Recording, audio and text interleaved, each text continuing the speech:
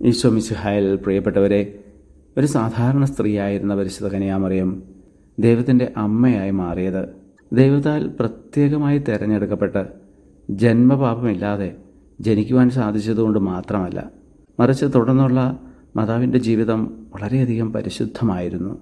ഒപ്പം ഇതാ കർത്താവിൻ്റെ ദാസി എന്ന് പറഞ്ഞുകൊണ്ട് ദൈവത്തിൻ്റെ ഇഷ്ടം മാത്രം ജീവിതത്തിൽ പ്രാവർത്തികമാക്കി ജീവിക്കുകയും ചെയ്തതുകൊണ്ടാണ്. അങ്ങനെ ദൈവത്തിൻ്റെ വചനമനുസരിച്ച് ജീവിക്കുന്നവർ ദൈവത്തിൻ്റെ അമ്മയായി മാറുന്നു, സഹോദരനോ സഹോദരിയായി മാറുന്നു. അവരാണ് ലോകത്തിലെ ഏറ്റവും ഭാഗ്യമുള്ളവരും. പ്രിയപ്പെട്ടവരെ, നാമും വിളിക്കപ്പെട്ടിരിക്കുന്നത് അങ്ങനെ ഈ ഭൂമിയിൽ ജീവിക്കാനാണ്. അതിനായി ഓരോ നിമിഷവും ദൈവത്തിൻ്റെ വചനം തിരിച്ചറിയാനും അതനുസരിച്ച് ജീവിക്കുവാനും നമുക്ക് സാധിക്കട്ടെ. ദൈവത്തിൻ്റെ വചനം എൻ്റെ പദങ്ങൾക്ക് വിളക്കും വഴികളിൽ പ്രകാശവുമാണ് എന്ന് സങ്കീർത്തകൻ പറയുന്നു.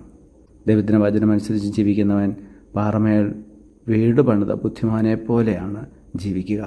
എന്തെല്ലാം പ്രലോഭനങ്ങൾ വന്നാലും തകർന്നു വീഴുന്നില്ല. അതുപോലെ തന്നെ ദൈവത്തിൻ്റെ വചനമനുസരിച്ച് ജീവിക്കുമ്പോൾ അവിടുന്ന് നമ്മളെ നിരന്തരം വിശുദ്ധീകരിച്ചു കൊണ്ടിരിക്കുന്നു. അവിടുത്തോട് ചേർന്ന് നിന്ന് എപ്പോഴും ഫലം പുറപ്പെടുവിക്കുന്ന നല്ല ജീവിതം നയിക്കാനും നമുക്ക് സാധിക്കും. അങ്ങനെ നമ്മൾ ഭാഗ്യമുള്ളവരായി മാറട്ടെ. ദൈവത്തിൻ്റെ അമ്മയോ സഹോദരനോ സഹോദരിയായി തീരട്ടെ. ഈശോയെ ഞങ്ങളെ അങ്ങ് സമർത്ഥമായിട്ട് അനുഗ്രഹിക്കുമാറാകണമേ, ഇപ്പോഴും എപ്പോഴും എന്നേക്കും. ആമേൻ.